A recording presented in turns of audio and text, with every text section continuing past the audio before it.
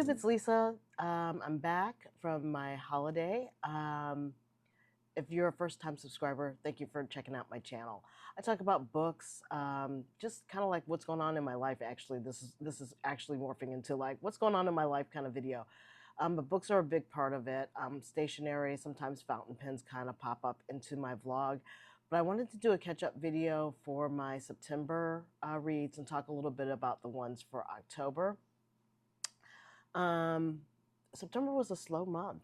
It was a very slow month. I actually didn't read that much between travel, which was a lot, and just craziness of work. I did not get through that much for the month. So I'm going to flip this camera around and we'll get into it. And then I've got a little bit of a buying haul that I wanted to share with you just because it's travel related and it's also book related. All right, hold on just a sec. Okay, thank you for all the subscribers I forgot to say in my intro that have been staying faithful with me and checking out my channel. Really do appreciate it. I appreciate the love and the support. I know I'm not, this blog has taken a turn from where it has been originally, where I was very fountain pen heavy.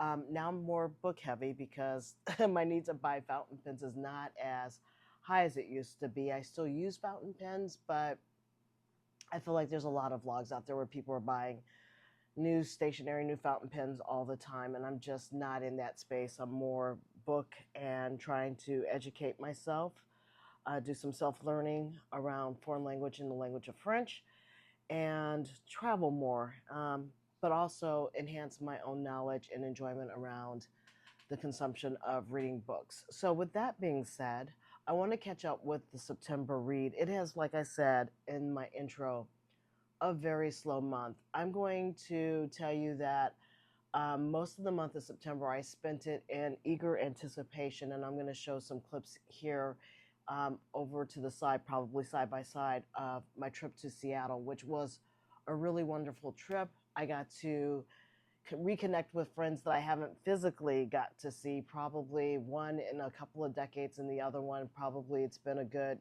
couple of decades for both of them.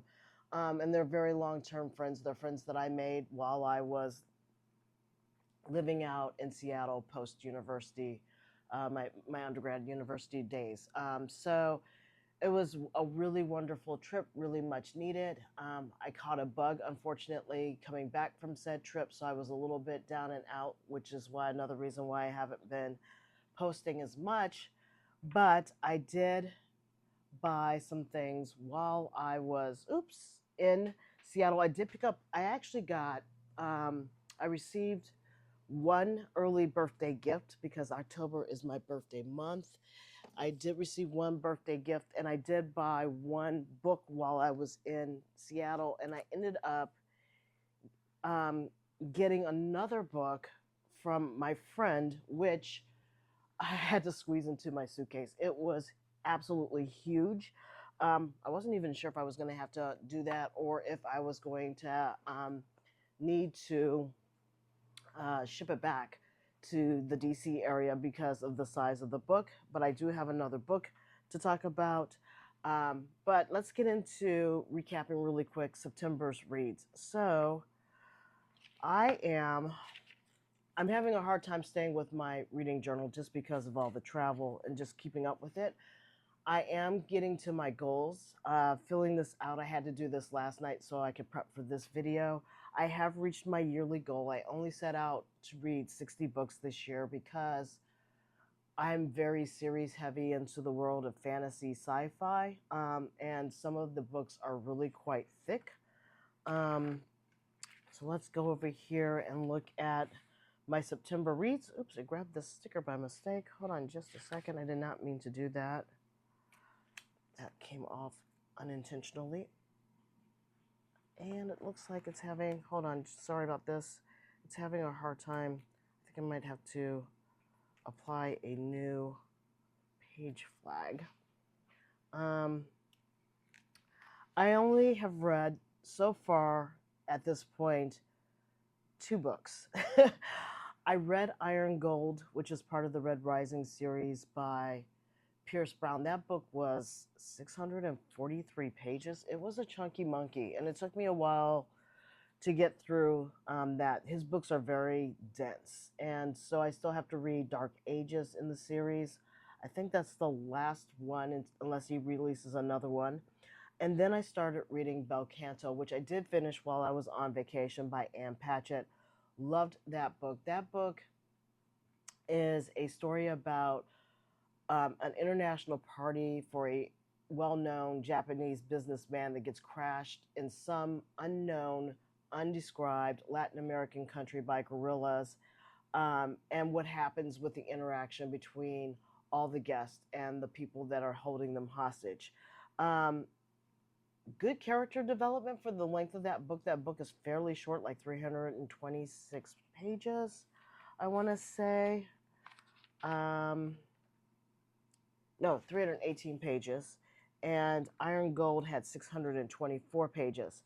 I gave Iron Gold a rating of 4 because I feel like sometimes with Pierce Brown, his character development is excellent, but the plot development, you kind of want it to like wind down a little bit faster or speed up a little bit faster. And he already has medium paced books, but you kind of get lost a little bit in the minutia of some of the relationships and the details of characters that I'm just kind of waiting for him to really kind of kick it up a notch, because Red Rising, Morning Star, and The Golden Sun were really good, but I see him plateauing out, and I just kind of want to see him do something a little bit different in his books right now, in the series of Red Rising, that I haven't quite captured or haven't seen quite yet. So right now, September, I only have these 3 books read. I'm hoping to get through, and I also started Sinolin Ascends by Josiah Bancroft. Now that book is mind-boggling because of all the things that Sinolin, the main protagonist, gets into while he is. Okay, let me set up the book a little bit better. Sinolin marries a woman half his age by the name of Maria, and she is a piano kind of teacher. She goes through conservatory, very talented, definitely more adventurous and playful than Sinolin, who's a little bit too in his head. So he's a little bit too cognitively enmeshed. Um, and he basically thinks more with his head than his heart. She's more of her heart than her head, but she's a little bit more balanced, actually, I would say. They get married, and the story starts with them going to the city of Babel for their honeymoon. And before they can even get to this, in the marketplace that leads up into Babel, they get lost. And now the story takes off where he's trying to find his wife. The last thing that she jokingly said to him is, "Well, if we get lost, I'll meet you at the top." Oh my God. So he starts at the very lowest level of Babel, and it's just you can't trust anybody, and he loses all of their possessions really quite quickly, as well as most of the money. So he's basically ascending to the top is where I'm at right now. I'm probably about this far through the book. I'm hoping to get it read in the next couple of days. Fingers crossed that I will. But that's Sinolin Ascends, and I did not realize that this is a 4-part series. So again, I got myself stuck in another series when I was trying to stay away from series. I've got 3 other books to read in this series now that I didn't think. But this book is really, really, it's a fun read. It's a definite adventure story and a quest as a trope. So if anybody's looking for something like that to be engaged in, that's willing to do a series, I would highly recommend this book. I have a feeling by the time I'm done with it, it's already at a 4.25 for me. I'll see if it goes up to a 5-star between now and then. But that's Sinolin Ascends. And so I'm reading that book. The other book that I'm reading that I started in my September was a book that I started probably at the beginning of the year, and I realized very quickly, like within the first 2 pages of reading it, that I would not be able to engage in the book. And it's not because the book was bad, but I ended up at the time DNFing it because I was not in the right headspace. And that is, and I'll put a little book thing side by side or next to me in the corner here. That is Outlived by Peter Atta, MD. He's a doctor, but he doesn't practice medicine. So I think he's gotten some medical um, education, but I don't know if he's a full fledged medical doctor, but I think he is at this point. I think he went back to school and finished his degree. And that book is, of course, my nonfiction read. That's going to take me a little bit of time to get through, just given the depth of the discussions that he's having about medicine and how our healthcare system is kind of failing us as U.S. citizens in particular, um, and how we go about the treatment and the reactionary movement of the medical system versus it being more proactive and preventative. So I'm about a third of the way through that book. I didn't start that book until the 23rd of the month, and that one has 496 pages. That's what it looks like. I'm listening to that. I don't have the book, I have it in ebook format. So I've been doing a lot of ebook format and audio just because from a travel perspective it's a lot easier, and it's actually just easier when I'm not traveling to do that format because then I can kind of comprehend. The book is massive. It's kind of like your kind of classic college textbook size, which also doesn't make it the most comfortable to hold on to in a physical format. So I have those books going on for the month of September. Okay, I'm going to now switch gears and I'm going to do a little bit of a reveal of some books that I received also in the month of September. And you'll understand why I am not quite reading them quite yet. I'm looking for one of them really quick. It's on my table. Ooh. On my table, I received in Seattle for my early birthday gift from a friend. I like to do tarot readings. I've been really into astrology lately. So he gave me the Rider Carroll deck. Sorry about shaking the table. This is one of the, if you're into tarot at all, if you're not into tarot, this is kind of like the original deck of tarot cards to kind of set off the whole entire industry with tarot decks. There's a lot of tarot decks out there to be had. Um, and I used to have a whole bunch of them. Actually, I had quite a few of them. I was really into this about 30 years ago. But I'm actually kind of getting back into it. And so, with that being said, the other book that I received in the month of September, that it's more of a reference. So, it's not something that I would be reading every day of the month. It's more like when I'm more curious about that. And that is The American Ephemeris, which you actually need if you're going to do astrology sign studies. So, I've got my ephemeris. I found my birth chart because I had my birth chart done. So I've got this to kind of reference like when things are in transit and all that again. So I'm going to be getting back into a study of that. But this was 2 early birthday gifts that I got for the month of September. So there's that. So next, that brings me to the one book I also bought in Seattle, separate and aside just for myself, because I'm trying to teach myself French. I will be going to France next month in October for my birthday. So I've got this, but I need to like up teach myself some more grammar that I'm a little bit rusty on, and I've never seen this book, and I've been looking for something like this for quite some time. So this is Teach Yourself. I've used other books from them, but this is going to be vocabulary building and hopefully some grammar. I'm hoping grammar's in here as well. So I'm still on the hunt for a good old-fashioned French textbook that has more grammar-related things, but I'll be utilizing this as well for my own self-studies for that. Okay, now let's talk about retail therapy, because I'm treating myself to some things, one for the trip that's coming up, but also just kind of early birthday presents to myself. So one of the things I also purchased when I was out in Seattle that I was really happy with, and I'll try to put a photo of this over to the side, Pike Place Market. I used to, when I was living in Seattle in my early 20s, I used to go down to the market all the time. It was very close to one of the businesses that I was working with, and I would go down and I would sit at the same level where, if you know Pike Place Market, where they throw fish. Well, if you keep going past where they throw fish at the end, back in the day, they used to have a little taco Mexican place, and they made these wonderful burritos. And I used to go down there and get tacos or burritos and watch the ferry boats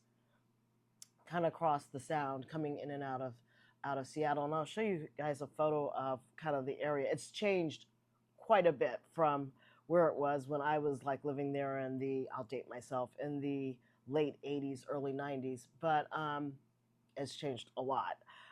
But they also have in Pike Place Market a tarot shop, a metaphysical store space, and oh, I don't know if I have, if I find it, I have a sticker of the shop. But I also bought, we went back there. It's still there. I was very happy. And I bought 2 more tarot decks. I could not decide on which of these 2 tarot decks I wanted, so I ended up buying both of these 2 tarot decks that I'm really looking forward to interacting with in the years and months to come. So I bought these 2. Let me show you Dreams of Gia's tarot deck. It's a beautiful deck. Of course, every deck will have a book that explains the spreads, the cards, what their meanings are. But I just wanted to kind of tap back into my own sense of spiritualism. I have not cracked these cards open, so you get to see what they look like. Let me just pull some of this out so I can get this wrapper out of the way. Okay, so these are tarot cards. They're fresh, but here's what this deck looks like. I'm going to bring this up so you can see that. So this one is choice. I'll just give you a few samples of what this looks like. The Seneschal, or the Seneschal, depending on how you want to pronounce it.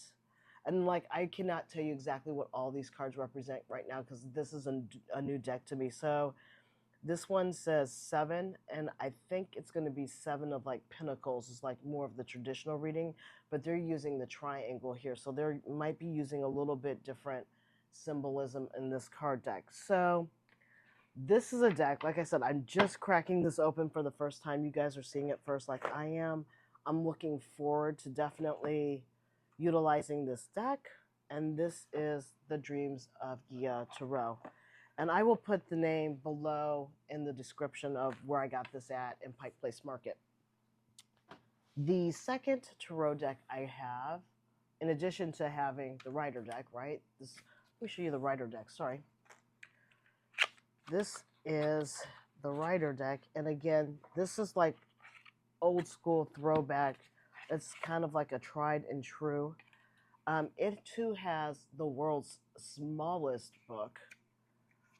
That explains, look how tiny that font is, that explains the deck, but this is the deck for the original Rider deck. Here's what the Page of Wands looks like. This is more traditional, and a lot of, here's the 3 of Cups. We've got the 9 of Swords. And I think this is what the 5 of Wands looks like. So you have some of what the card is, and that is the Rider deck. And I have done 1 reading with that deck, but I haven't done many. So I've got to get myself familiar with that deck as well. Different decks, if you go out on YouTube and take your astrological sign, for instance, you will find a lot of people do readings on YouTube itself, which is handy, but it's also handy, I think, for you to do your own readings and get familiar with your own interpretation. And here's the last one. This is the Star Tarot. And this one just screams to me mysticism. And a lot of this is for fun. I mean, I take it fairly seriously. Some people would say, I don't believe in any of that. That's fine. I feel like there's more than one way to find your spiritual core. And if it works for you and it's non-harmful to yourself, the planet, or others, go for it. That's my little disclaimer. So this one has a very nice detailed book. on what the cards mean. And I'll show you what the cards look like. I'll just show you what a few of them look like. That's the Ten of Pentacles. And let me bring this down so that you can see that. I'll just put some of them out here. Seven of Cups. This is very random pulling. The Two of Wands. Let's see if we can find a major arcana card. Here's Death. And death does not mean what a lot of you would think, like somebody's going to pass away. Although that could be the meaning, but it usually just means change. Here's another major arcana card for Judgment. And I'm trying to find a sword.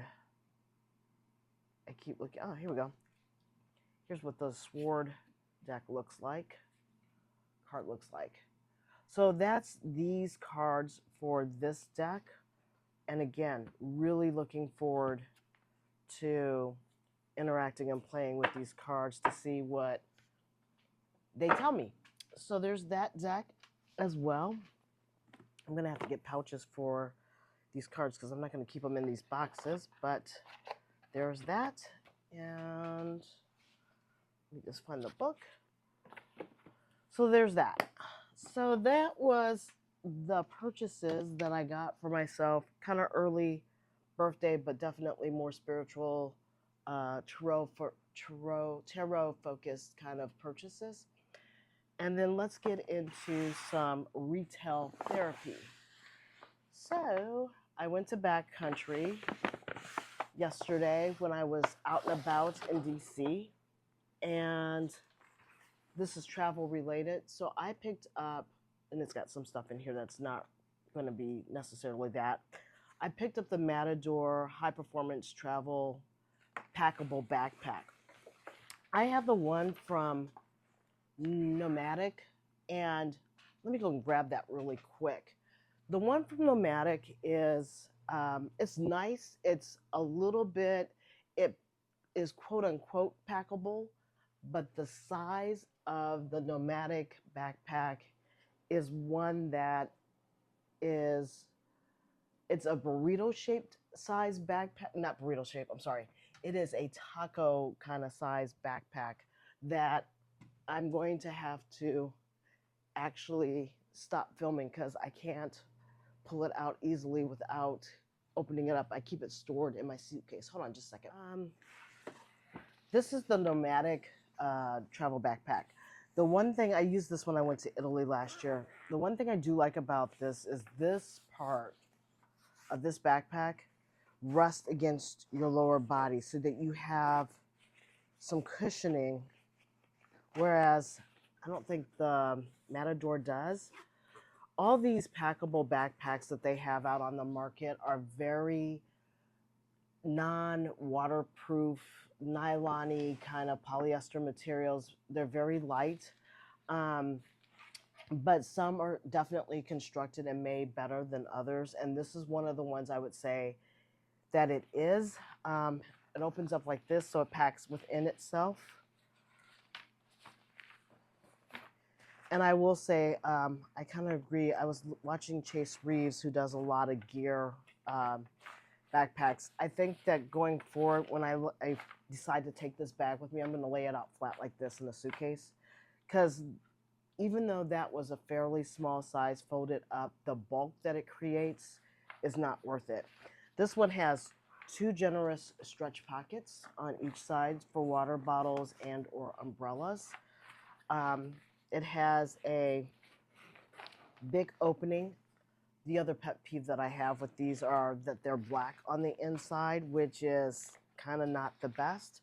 But this one also has a laptop sleeve that has a false bottom, which is very nice. But I would still, given that this shell is so,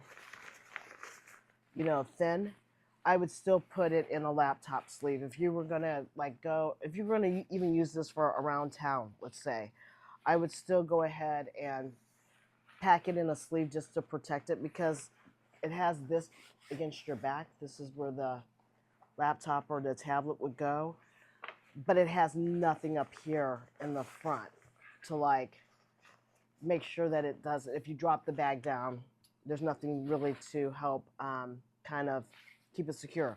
If you don't want to put a laptop or a tablet in here, it has this in here for a water hook. So you can use this for a water bladder if you were going to go, let's say, on a day hike at your destination. You can do that. So that's the great thing about this bag. And then it has this little top pocket as a quick stash pocket. Great bag. I actually really do like this bag. So then you might ask, well, why did you go ahead and buy the one that I bought? It's even lighter than this one. It even packs even smaller than this one. And quite frankly, guys, I'm a bag girl. I love backpacks, bags. I like that kind of gear. And I like it on the like functional travel side more than I like it on the girly girl. I'm going to go out and buy a Gucci Poochie or any kind of purse. I don't carry purses. I live a very urban commuter life where I'm on trains, buses, etc. I don't even own a car. So I like all that kind of portability a lot more than I like the prettiness of being a female. I do have those moments though, and I do have purses, but I don't tend to carry them except for special occasions, if you know, or a date night, you know, that kind of thing. So one of the reasons why I ended up picking up this Matador pack, I'm going to zoom out here, is this material is really nice. This pocket, it has a front pocket where I can actually stash some stuff in that has really good depth. And quite frankly, unless it's just really packed out, you might not really know I have anything in there, although you probably will. It'll probably show. But the material of this front pocket it's just really nice. And again, it has a side pocket here and a good size. So I can get in, this is my Lark water bottle. No problem putting it in. However, I would say because it's not the widest water bottle, this would slide out. There's no string around the top part to kind of make sure that it stays secure. And then I have another one on this one that's very generous in size. So if I was going to, let's say, put a tripod in here or umbrella, this one I think is even bigger. Oh, I think they're the same size. They're the same size. There's a little latch point here on the side as well if you wanted to put a carabiner for you to latch something on the side. I love these kind of bags though, and the strapping on the back, okay, there's no panel. Like, so this is the pros and the cons of the bags. The Nomadic has a nice back panel that has that padding back here. This one does not. So whatever you have in this, and if it's not flat, if you got something that's lumpy and bumpy, you're gonna probably feel it. But it's got really nice straps. It even has a sternum strap, which is very nice, that has adjustable latch points. So these are kind of, I think you see these in a couple of other manufacturing bags. So these are simple hooks that you can hook it up and down, and then once it's hooked in place, once you set it, you can forget it, because these are not gonna just come out. They're gonna stay there. No waist belt on this one. You're not gonna get it with these little light, I would say 16 liter or less travel backpacks. The fact that they gave you a sternum strap is pretty amazing. It has in here my receipts, but it has a stash pocket as well, which is always handy. Like you can throw your cell phone in it, whatever. It has in here this little leash tag here. Again, clip your keys to that so that you don't have to worry about it. And I think what they did here, this is an inexpensive security feature, not fail-proof, but it is a little bit of a deterrent. And when people are trying to pickpocket you, this acts as a little bit, they'll move on to somebody else if they have to try to do this, because this is going to be your security feature where you put it through this loop like so, and then you pull it. So now somebody just can't rip it and take it, right? So that's a really nice feature there. I think on this one, you might have that as well. Okay, so that's the pocket. I showed you this pocket. Let's get into this main pocket, and I'm going to pull some of the stuff. I bought some other things that I'll pull out so I can show you in just a second. One is for the trip and the other one's, or one's for educational purposes and the other one's not. So the inside area also, oh yeah, so right here, this latch point, you're going to have to probably pull the zipper over, both of the zippers over to this side, and then you can latch it through this loop right here. And again, that's your theft deterrence. If you really want to double it up, you would put a lock on it. And trust me, when you're shopping and you're day tripping, the last thing you want to do is be locking and unlocking your bag. Inside, of course, is a nice dark color, pet peeve, but there you have it. So that's the one drawback, I think, with all these bags. Stop putting in manufacturer's black lining, just to give some contrast so people can see inside the bag, because if you got something dark, of course, it's like a black hole. But that is the Matador backpack. Let me, I think I can show you. Let me flip this off. This retailed for 65 USD at Backcountry when I bought it yesterday. And I just decided to go for it because I like bags. Just that. All right. Now that that's off, let me take this little tag off as well. Packs away in its own pocket. So it packs away in the top stash pocket. And let's see what that looks like. Let me just... Okay, let's see what that looks like. Get rid of that. Oh yes, that's right. I did the whole anti-theft thing. So you're going to have to pull that back a little bit with your finger so that you can get that through. That goes like that. Take out my receipt. Okay. So if this packs away in its own bag, we just go ahead and zip this up.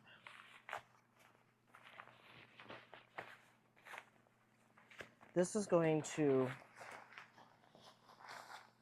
roll. Let's do this the easier way.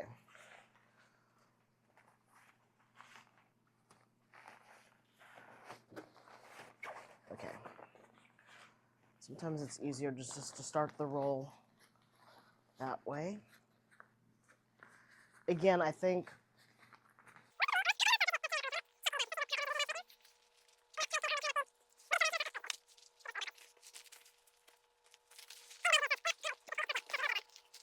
a fight right now. It'll be easier as time goes on. The hardest thing is getting the straps to like get in because they haven't been broken in yet.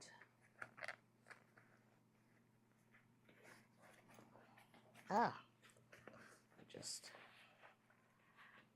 stuff that in there.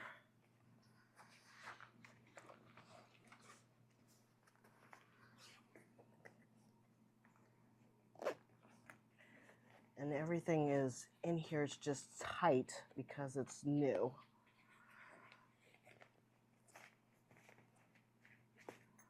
Okay, let's do the comparison. So again, that's what this looks like compared to, where did my burrito, my taco go? Oh, do it behind me. Comparison. Much smaller than this. And literally I'm trying to take, I'm going to see if I can like pack my trip in one bag for this next trip to France and Luxembourg. So I just want to do this very small, but I have a feeling that if I just between my personal carry-on item and my small suitcase or my one bag, that's it. It's just going to be that. So I bought that. On a personal note, that's non. I've been looking at these uh, North Face slipper slides that can be worn outside for like a year. And they were on sale for 40% off, so I snagged a pair. So I could not wait to get those on and get those bought. So I bought those as well. Um, and like I said, that was a little bit of a impromptu buy, but I've got those to wear now, which I'm very excited about. They'll be great for the winter time. I have sock slippers that I wear a lot, but they tend to fall down around my ankles and calves, and these are just going to be nice to slip on to wear. Okay.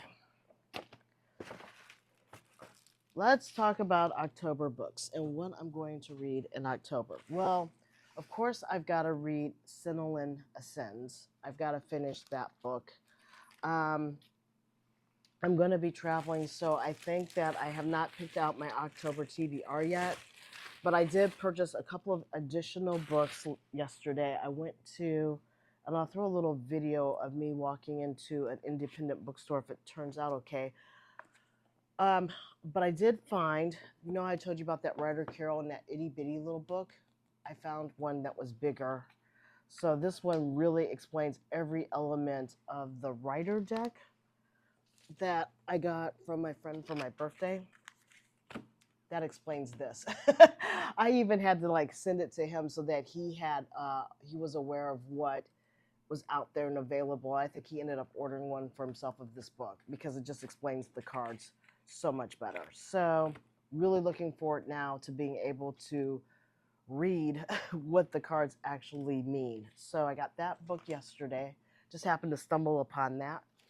And from Solid State Books in DC, I picked up Andy Weir Project Hail Mary. Now, I was a little bit frustrated with this buy. I'm going to tell you quite honestly, I had this book in my stash, or so I thought. I kept looking at it, and then once I got back, I could not find it at all, so I had to buy it again.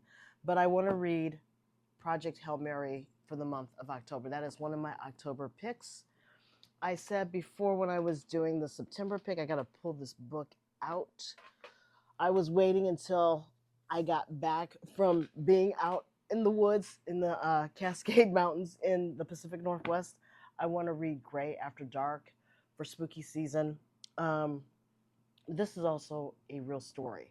So, and I was literally kind of like this background. I was in that kind of background, so I just did not want to read that book while I was out in that background. So now that I'm back home, I want to read Gray After Dark. I want to read Project Hail Mary. I want to finish reading Cinnamon Ascends. And because I am traveling, I don't know how successful I'm going to be with too much else for the month of October. And because I actually put Outlive on my list, which was not on my list. It wasn't even on my radar, but all of a sudden I felt like I really wanted to like read it because I had started it and didn't finish it. So I feel like with these 4 books, if I can get through these 4 books in the month of October, I'll be doing very well. So that's all I have as far as the books are concerned and all the things that happened in the Pacific Northwest. Lastly, I went to my girl Jenny Bick in DC yesterday, and the last of the retail therapy that I bought for myself, it's just a few items. I didn't go too crazy in Jenny Bick, but I do like to have for 2026, and I still have my knockoff of the Midori luxury brand binder that I always forget the name of. But I like to put these into stationery journals like A5s, my A6s for the month. Instead of having to create the monthly calendar, I like to just do the monthly calendar. Well, Midori made it even easier because now they made these self-sticking ones that already have the months of the year starting in December. So I'm so looking forward to utilizing that in my A6 size Midori notebooks that I tend to carry on the side with me. I also bought a sticker, like a pocket for my journals as well. So I got that. And then I bought a card holder. I find these to be very, very handy. I'm going to be doing a new journal kind of EDC carry setup pretty soon. When that happens, I'll show you how I'll use that. And then lastly, and I was looking at this last year when they came out with these, and I passed on it. But this time I decided not to pass on this, which is the, let's see here. It is a A6 size notebook holder. So if I don't want to carry my A6 in a cover, I can carry it in this as well. So I got this as well just because it was available and I love the color, which is just like this little file holder. It's just very simple, very basic, but the A6 can go in that or any kind of documents. This might be getting utilized for the trip just so I can carry receipts, itineraries, etc. So I might be actually carrying this on the trip. I'm not exactly sure yet, or I might be throwing an A6 journal into this and carrying it in that. So that's it. That's all I have for today. I hope you enjoyed the video. Oops, I'm sorry. Got one more thing. I forgot one more book I purchased yesterday. The other potential. This is a potential October read. I don't know if I'm going to get to it. Is this one, A Witch's Guide to Magical Innkeeping, which is book number 2 to her first one, which was the Book of Magical Innkeeping, the first book that she did. I wanted to read this one as a follow-up. I did buy that one. I bought that at Busboy and Poets in DC. Okay, now that's it. That's all I have for this video. I hope you enjoyed it. If you have any questions about any of the things that were shown, let me know in the comments below. I hope you guys are doing well. Stay healthy, stay safe, and until next time, I'll talk to you later. Bye.